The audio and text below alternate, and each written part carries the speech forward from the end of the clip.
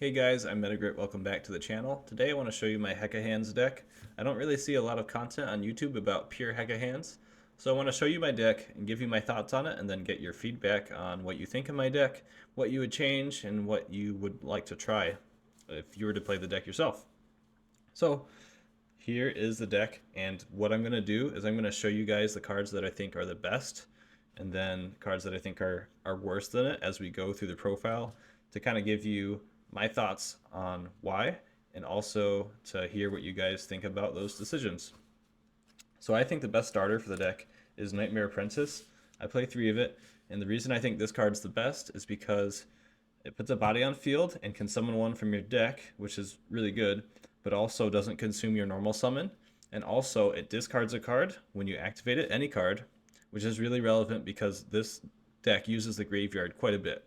So your opponent has to deal with 2 things at once: this body on the field and the card that you discarded in your graveyard. And so it's good at playing into boards for that reason, and also playing past interactions if you're going first. And that's why I think this is the best starter. It's also level 6, which is really relevant as well. Play 3 Hecahands Ibtel. I think this is the next best card. The reason I think that this is better than Yodel is because Yodel requires you to have a card on the field to really get the full benefit of its effects, or to get the full benefit of what it searches, right? However, this card doesn't require you to have anything else to play. It just requires a little bit of RNG, but your Hecahands strategy requires that anyways, and so that's not really a downside of this card, it's just a downside of this whole strategy in general, right? But that being said, its effect in the hand can play the game by itself. Also, its effect in the graveyard is really good in the grind game. You can summon back one of your fusion monsters, which all can use their effects, even if they're just special summoned, not fusion summoned. And so that's why I think this card is better than Yodel. But I do play 3 Yodel because of consistency. We're playing pure Hecahands, and this card is just necessary at 3. That's pretty good going first, but going second, it can really be unfortunate to have to send 2 cards with your hidden Hecahands and leave yourself open to get negated. Its graveyard effect isn't as good as Ibtel's because this just resets one of your spell traps, which usually doesn't let you push past interactions going second. Usually you have already used that spell trap that you're setting. Not always, but usually. And so it's just a little bit worse, I think. But nevertheless, we play 3 copies of it for consistency. And I only have one Mancubel, so pretend that these Nightmare Magicians are a second and third copy of this. So the reason I play 3 copies of this is because I think it is a consistency card, but also B, a really good way to play past interaction. So if your opponent negates what you put on field, you can just use this in your hand to fuse away and get another push and end on the same exact end board, basically. It has a really cool graveyard effect as well. If this is already in your graveyard and you send an illusion monster to your graveyard, it can add itself back to your hand, which is pretty good at extending, again, past interaction. So it's not the best of starters because it really doesn't work by itself, but nevertheless, I think it is consistency and extra pushes past interaction. I play 1 Brucey, 1 Gygus, and 1 Gatos. So I think Brucey is the best. And the reason why is not because it's the most consistent of all these cards, but rather because this card is the most powerful, because when its effect resolves, it essentially hand rips your opponent, which is really good because this deck tries to win a resource battle with your opponent. That's essentially its best win condition. You're playing a slow control-based strategy, and so Brucey is really good because when it does resolve, your opponent is getting hand ripped, and you're setting up a pretty nice end board at the same time, usually. And so for that reason, I think it's better than Gygus. Gygus is more consistent, but doesn't really interact into your opponent in a meaningful way. It just gets you to your fusion monster. And then Gatos, I think, is the worst because it only really works on your opponent's turn as a predictable interaction. That being said, I do like to play 1 copy of it because it's a way to like layer your interactions on your opponent's turn. So it can come up as an extra additional interaction against your opponent. So I think it is good enough to play at 1. This is a 40 card list, by the way, blind first. Um, I play 3 Nightmare Hands. I actually think that this card is better than the hidden Hecahands. The reason why I think it's better is because of its graveyard effect to steal an opponent's monster from their graveyard. You only get one effect per turn, but that's okay because you're usually, playing a grind game with your opponent with Hecahands. And so to be able to have the consistency of sending any illusion to graveyard, which usually extends your plays because you can send Ibtel or Yaddle. And then on your opponent's, or your sorry, turn 3, you can use its other effect in graveyard to steal something from your opponent's graveyard, which is a really good way to start your turn 3. So yeah, 3 copies of it, and then 3 copies of the Hidden Hecahands. I think this card's like by far the worst starter, but it is necessary to get to your full combo, and it also gives you needed consistency. Otherwise, this deck would struggle with consistency. It kind of does anyways with it, but I think it's good enough to play at 3. Play 1 Tartarus. This card is really, really good, really flexible. You can do a lot of things with it. One of my favorite things to do is to chain it to the effect of Mirakumo, and then steal all of my opponent's monsters. But this card is just good. It's almost always live, as well as the trap cards, because even if you can't summon your Hecahands in your turn, you can almost always summon them on your opponent's turn because your opponent is usually searching cards during their combo. And so that can turn this card live as well as your traps. I play 1 bait.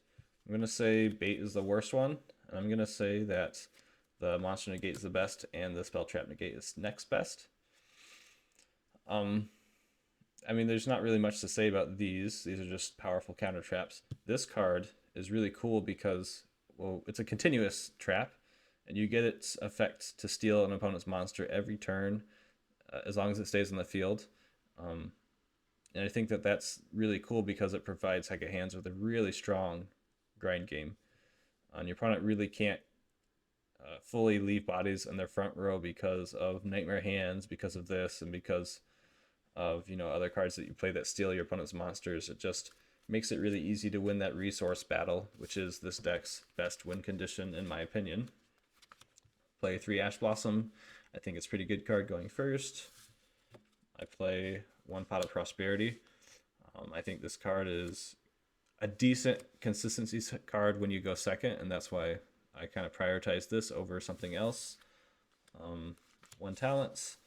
I think this card is like perfect for Hecahands because, I mean, A, you can draw 2 cards or rip an opponent's card, which wins you the resource battle, or B, you can steal an opponent's monster, which you can use for your own summoning conditions, which I think is really cool.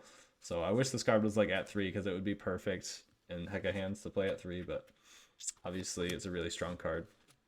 1 Called by the Grave because it's good going first, and then 3 Super Poly. So Super Poly is a good card in this format, but it's also just worth mentioning that like you don't care as much about your opponent wiping your board as you do about wiping your opponent's board. In other words, like your opponent's Super Poly does never gets them as much benefit as this, because you don't need your monsters to stay on the field. You can set it up to where if your board gets wiped, you can use Ibtel's effect to summon back from graveyard, which essentially just keeps you on a Hecahand monster at all times. Or Tartarus. Tartarus works if you only have Hecahands in your graveyard, and so your Hecahands in your hand obviously can summon in the middle of your opponent's turn, and so you always have a way to like keep Hecahands on field for your traps to be able to resolve your traps, and you kind of can bait your opponent into like nuking your board just so that you can extend past that, and essentially you make your opponent lose 2 cards in their hand because they lose their Super Poly plus what they discard, and you don't even care. And so a lot of times Super Poly is better for you than it is for your opponent. Also, it rips 1 from your opponent's extra deck because they have to summon something. So anyways, Super Poly better for you than your opponents. 3, the Fallen and the Virtuous. I think it's a pretty good card, this format. And we are playing branded cards that do other things for us, and you'll see that in just a second. So I'm playing 3 of that. Playing 3 Dominus Spark, because everything we play is a light and dark, and this is good into things like Branded and Cool Tune. It's a nice card to set face down. Sometimes you want to do that to preserve your Ash Blossom. It's just a nice interaction to pair with so many of your other interactions, which are negates. This is a really strong form of removal. 1 SP Little Knight. We're not trying to OTK with this deck, and so you're almost always going to be fine going for this effect. So yeah, SP Little Knight is a good card. We play 1 Mud Dragon and 1 Garua as super poly targets. Play 2 Jowza. I'll show you the rest of the Hecahands here. We play 1 Dandalus and 1 Xeno. You can loop all of these cards with Ibtel, right? And so you don't need to play too many of it. But the reason I play 2 Jowza is because Jowza it's something that's easy to summon turn 3. And so you can save Ibtel to summon back something else, like one of these guys, and then just properly, context summon Jowza, the second copy, and just extend your plays that way. So that's the reason I play 2 Jowza and only one of the others. This card, really good against Enneacraft because they burn themselves. You can just attack directly with these guys, and then that's game. So yeah, really cool matchup there. So I play 1 Albion, 1 Albalanatus, and 1 Dogma. This is like the best super poly target against Branded. This is good to send off the Fallen and Virtuous. And this is good because you can steal your opponent's Fallen of Albaz with one of your stealing cards, and then contact fuse their board away. That's the idea, at least. 1 Pilgrim Reaper because it's easy to make with Nightmare Apprentice, and you have lots of stuff that can trigger when they're sent to grave. Pretty good generic rank 6 Evolsar Lars. I play Kurzebs because I think Big Guy is a little redundant, and I also think that being able to recycle your quick play spells is really cool. It's just something different that I'm trying. 1 Dingirsu because obviously this card is broken, but being able to protect your stuff from being destroyed by card effect is so key because your stuff can't be destroyed by battle. And so this effect is really relevant to make it essentially so that nothing's destructible. It's also easy to make a proper rank 8 of this deck because you're usually stealing a level 8 with the effect of Xeno against Branded. And also you have Jowza, which is a level 8. So yeah, pretty easy to make. Then obviously Zombie Vampire is even easier to make because Zombie Vampire just treats your opponent's stuff as level 8. And is a really good extender. So yeah, that's the deck, that's the main deck and the extra deck. And in the side deck, I don't have fully built. I just have like some tech options that you guys could try. So here's the logic behind them. So you don't need your normal summon with this deck. So I play 1 Sphere Mode. You want to protect your spells and traps. So I think siding in Heavenly Prison could be good. This is good, Nibiru, because you have a really good follow-up if all of your stuff gets sent to the graveyard, so you don't really care if your stuff gets wiped away, but your opponent might care a lot. So the idea is that, post side when you're going first, this is really good. Droll and Fua, kind of boring picks. They're kind of self-explanatory. It's nice to win that resource battle. And so I also thought about playing like more counter traps because your deck can set 2 counter traps pretty easily. So if you get to a 3rd and 4th one, it's basically impossible for any Yu-Gi-Oh deck to beat that, even if you get like Charmreed to death. 3 Lightning Storm and Harpy's Feather Duster. This I think is just like something that every side deck should be playing right now. I just wanted to like show it and talk about it a little bit. This is insanely good against Cool Tune because most Cool Tune players don't know how to properly beat these. And Branded is really good against Branded. Probably, I think it's the best breaker against Branded. But yeah, let me know what you guys think. Give it a try and see if your win rate goes up at all. I mean, you're probably already playing those cards. So yeah, that's it for like the cards I wanted to show off and the deck I wanted to show off. Let me know what you guys think in the comments below and stuff that you've tried that's different. Until next time, guys, duel on.